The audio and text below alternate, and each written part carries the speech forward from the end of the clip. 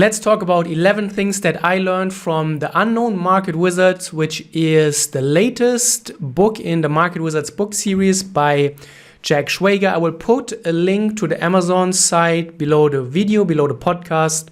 Not going to be an affiliate link. And yeah, check it out. And I picked 11 quotes that I find the most interesting. I will explain what they mean to me and how they can be applied in your trading as well. And the first one is something that I've talked in the past before, and I think it's just such a beautiful quote. And the quote is, "Music is the space between the notes, and in trading it's analogous because trading is the space between the trades."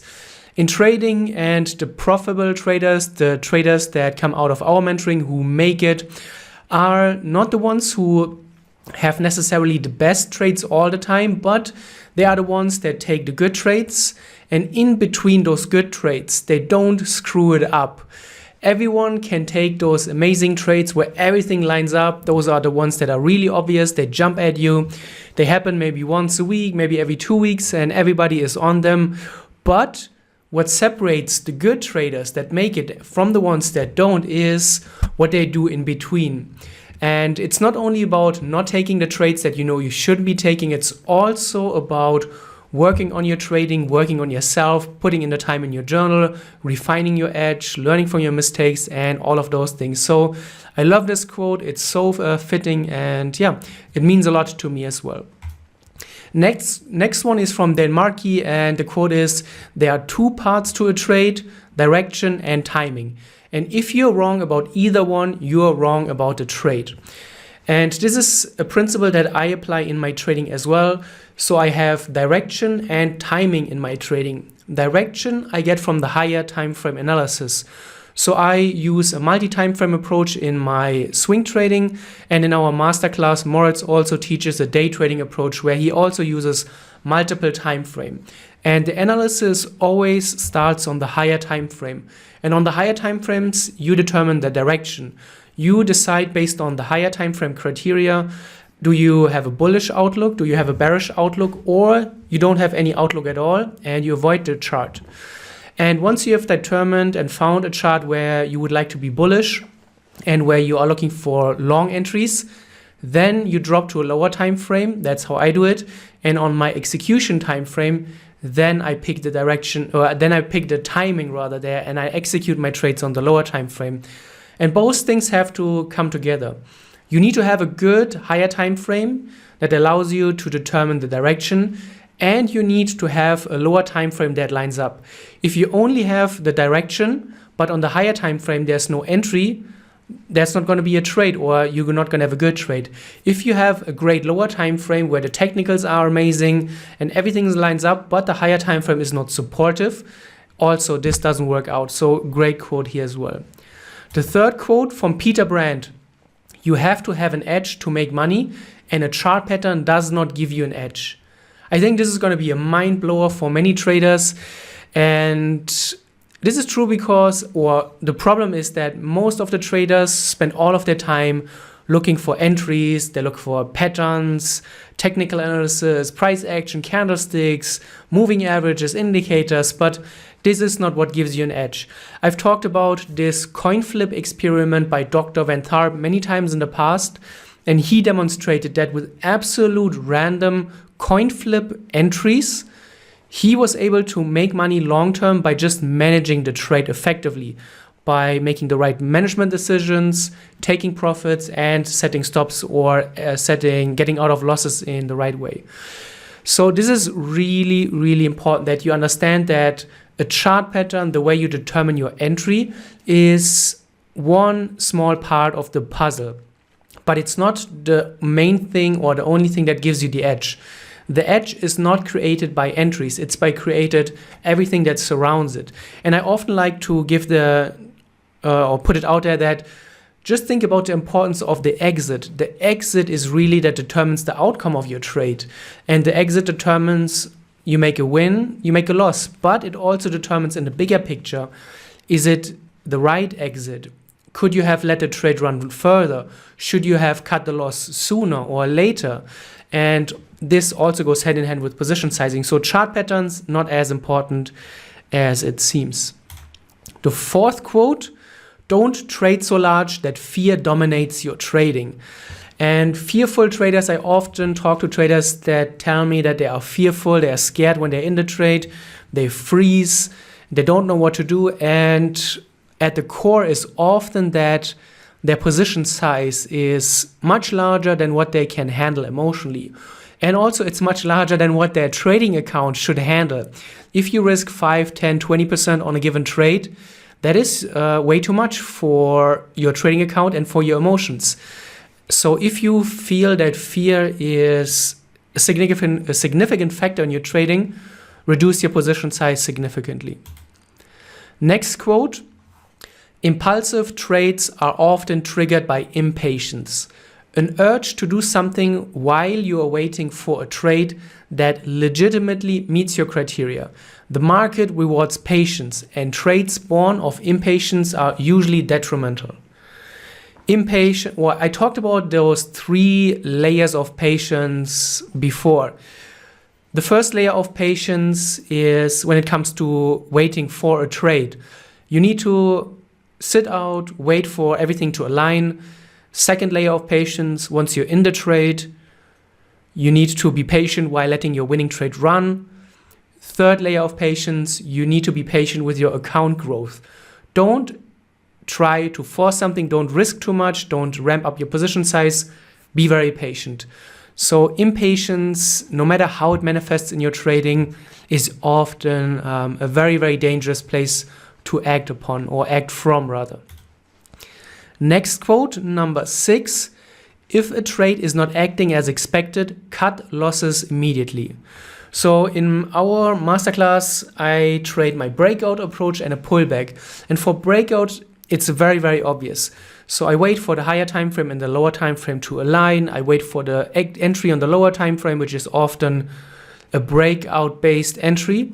And if you see that the market is, for example, breaking out of a pattern, what you want to see is a follow through. The last thing that you want to see on a strong breakout is that the market stalls and doesn't do anything for hours and hours at a time.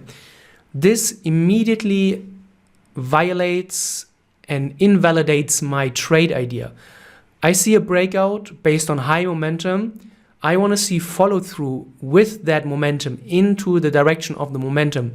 If I see that the idea that I have with my trade is not validated, I get out and wait for the next trade. Quote number 7, if you ever find yourself in a trade based on hope, get out. You need conviction, not hope, to stay in a trade. And obviously, I think everybody has been there where you're just hoping for the market to do what you thought it would, or maybe you didn't even do your analysis, you just jumped in and hope that somehow you will end up lucky. Maybe you're hoping that after a string of losing trades, you risk a little bit more and you hope to get back to break even. Hope is the worst thing to make a trading decision based on. Hope doesn't mean anything in trading. You are not in the business of hope, you are in the business of reality in trading, and you need to trade based on objective rules. So you need to have convictions and not hope. Quote number 8, learning from mistakes is how you become a better trader. This is just, obviously we created Edgewonk and we know about the importance of not only journaling but also reviewing your trades, because only there you will be able to find your weaknesses. Again, I keep asking traders or prompting this question, do you remember your last 10 trades? Do you remember your last 20 trades? And obviously, if you're like a normal human being, you won't be able to remember your last 20 trades by heart. And you won't be able to remember what you did right, what you did wrong. And therefore, the conclusion is that you won't be able to learn from your mistakes that you did in the past if you have no way of writing down your trades.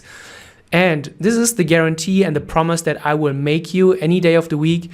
You will never become a profitable trader if you don't review your trades every week and every month.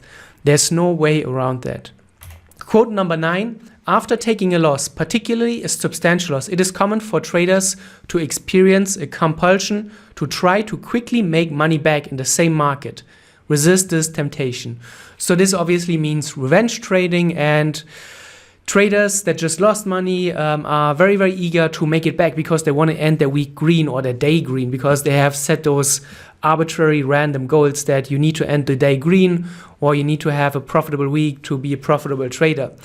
And again, comes back to the concept of hope that we talked about a few quotes before that. So resist this temptation. What I often tell my traders is that if they have a problem with revenge trading, after a losing trade, just close your trading platform. After a losing trade, walk away. It is not going to be the end of the world if you miss a good trade after that.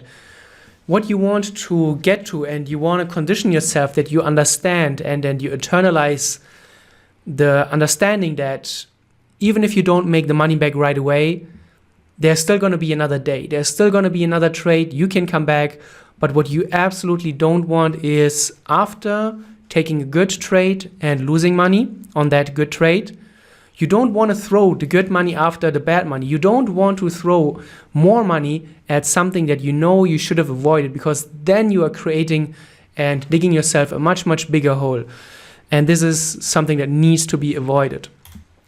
Number 10, don't ever listen to anybody when you are in a position. Stick to your own approach and avoid being influenced by contradictory opinions.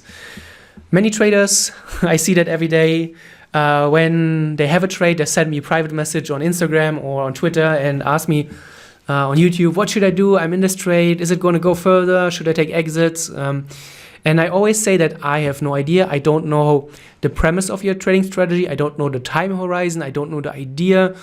I don't know your reward to risk ratio definitions. So if you take a trade based on your own strategy, on your own rules, you have to make sure that you know exactly when to get out. This needs to be, and I think this was a quote that in a previous video we talked about, you need to know where to get out before you get in. This is very, very important, because once you're in the trade, you are not going to think objectively anymore for the most part, or very often. Your decisions will be quite subjective and driven by emotions based on your P&L. So before you get into a trade, know when and where to get out, and this will help you a lot. And the last quote, after you get out of a trade, whether it made or lost money, you have to forget about it like that. And then he snaps his fingers in the book. And this is very common nowadays, the example or the situation with crypto. Many traders traded crypto and they got out at a good place, but then they see the price kept going and going and going and going, and they were not in it. And this creates obviously a lot of frustration, and it creates a lot of FOMO as well, because you could have made so much more money. And this is the one big problem, there are a few challenges, but this is one of the big challenges in trading, that no matter what, you could probably always have made a better decision. You could have risked more on your winners. You could have exited your winners a little bit later. You should have quit your losses a little bit sooner, or maybe later, because then the price would have turned around. So whatever you do in trading, you're always dealing with those what ifs and should ifs, could ifs, what ifs. And this is something that can really drag you down on your mindset, on your psychology. So again, after you exit your trade, whether it's a win or a losing trade, just get away from your trading platform. Just get out, get away, reset your mind. And after a few hours, you come back, maybe even the next day, you will see that the world looks very different and everything is still there. The market is still there, opportunities are still there, but you will feel much, much different on the inside. And if it takes 2 or 3 days for you to reset, then so be it.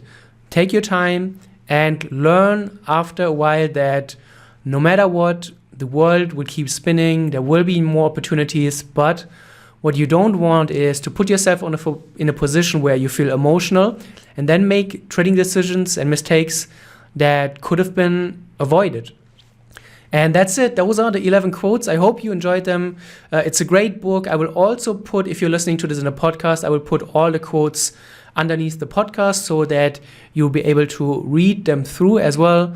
So let me know what you think about this type of podcast, and until the next time.